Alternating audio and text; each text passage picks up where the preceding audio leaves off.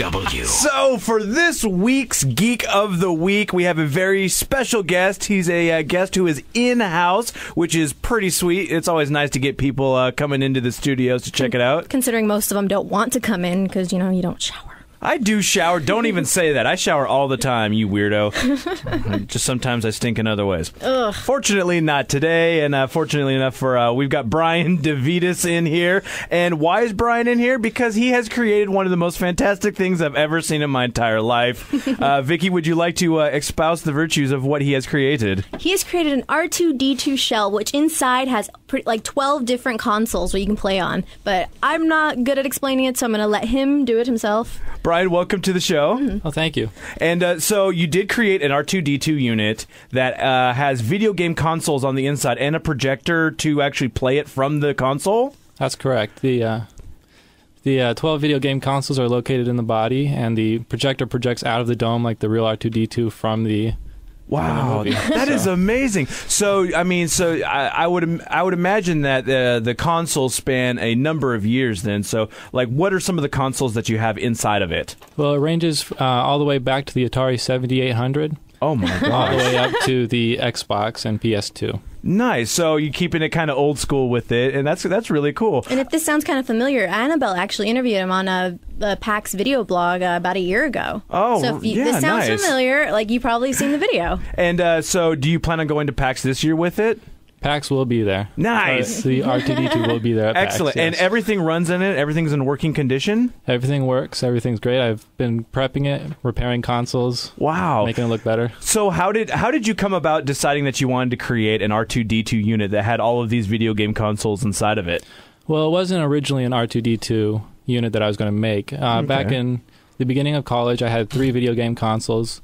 There were a lot of wires behind the TV and a lot of switching to get between them, and I thought it was a hassle. So I wanted to put all these things together in a computer tower-style box.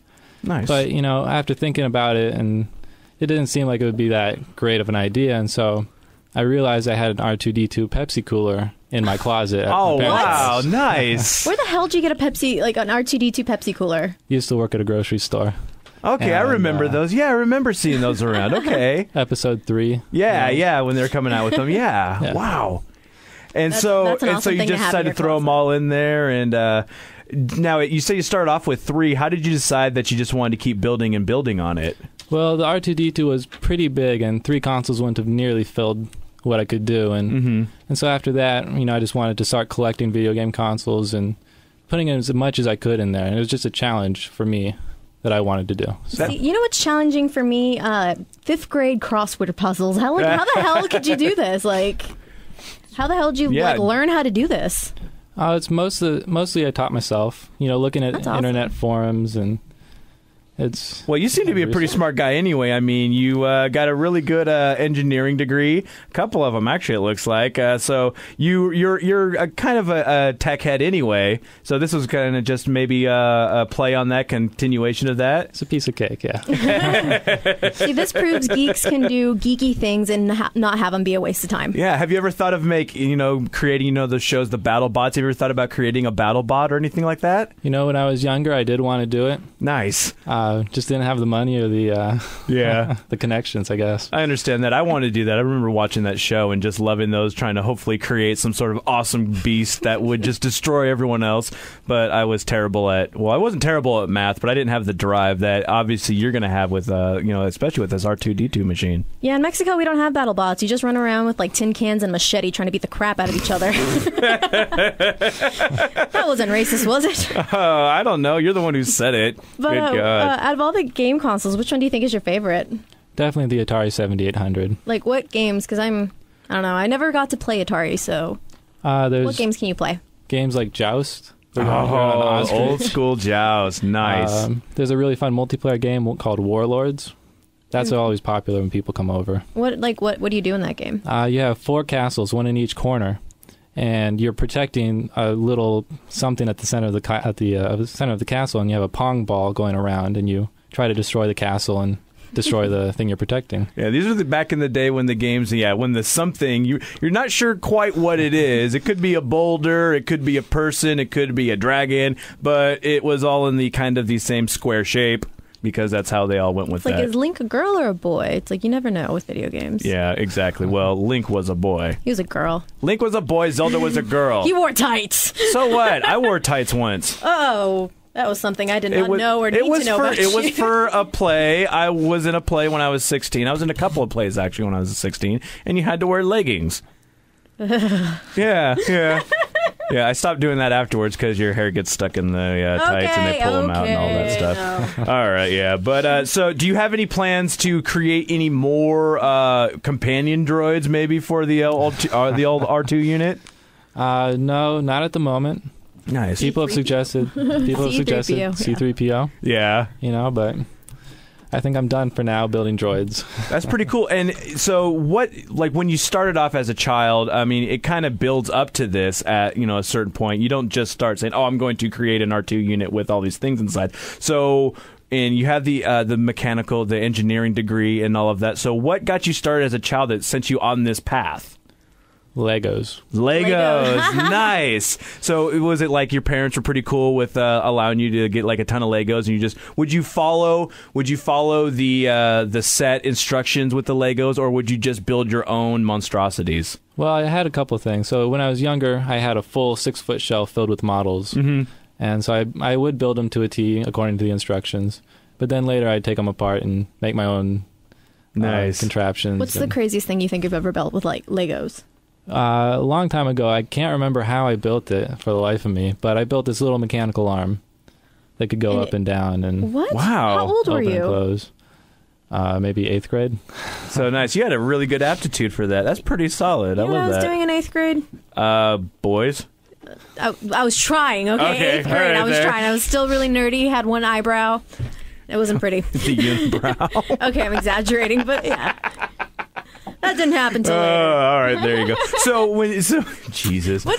Well, have you ever? Okay? Because I used to play with Legos, but I used to just do a wall. Yeah. What would you do, Ralph? I would try to make airplanes. So it would just be kind of the fuselage, and then I'd have the wings and the tail, and that's pretty much as far as I would get. I never had a whole lot of Legos of my own, or they would just be the standard. Here's a big block or box of Legos. Here's a big box of blocks right here. Go for it. Have some fun with it, and no real set things. I didn't get into any of the cool. Like the pirate ships, or I want that. And they didn't really have the Star Wars stuff when I was a kid, so I couldn't do that. Now I look at I went to Fred Meyer the other day. $200 for like the pirate one or something like that. Yeah, 100 and they're something. pretty pricey, but at the same point, they're really awesome too. I know, I want it. I'm sorry. Well, Brian, dude, I gotta say, thank you very much for we're gonna have a video of this R2 unit, so everyone's gonna be able to see it. Just check it out on the BJ Geek Nation YouTube, and it'll be on our Facebook and everything.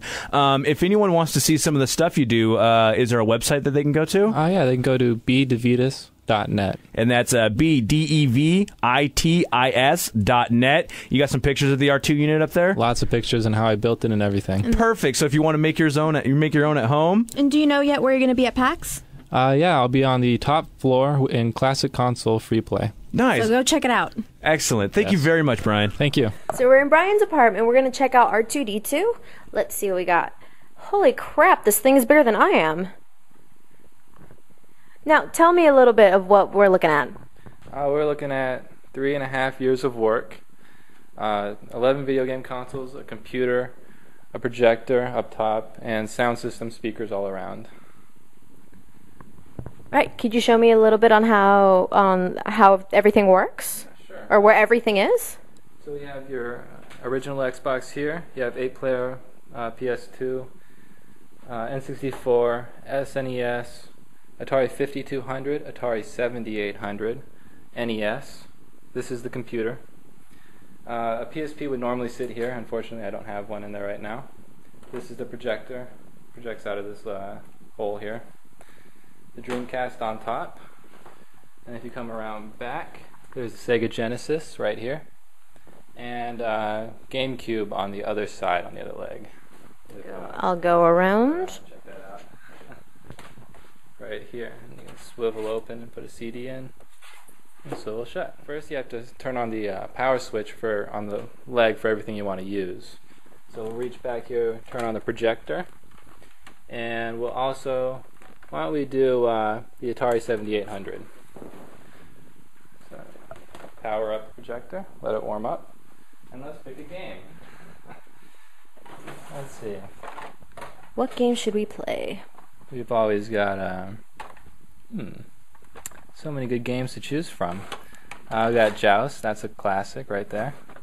All right, let's do it. I'm excited. The objective is to, I'm not doing so well. The objective is to jump on top of the other ostriches and joust and just destroy them like that.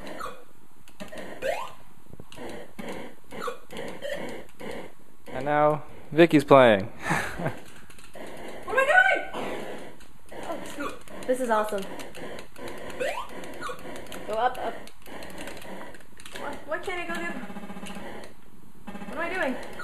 Yeah, to jump on top. Jump on top. Am I just going one direction the whole time? No, you can reverse with the joystick. Hold on. There you go, wait. Is he on the ostrich? Yes. That is awesome. The BJ Shea Morning Experience on 99.9 KISW.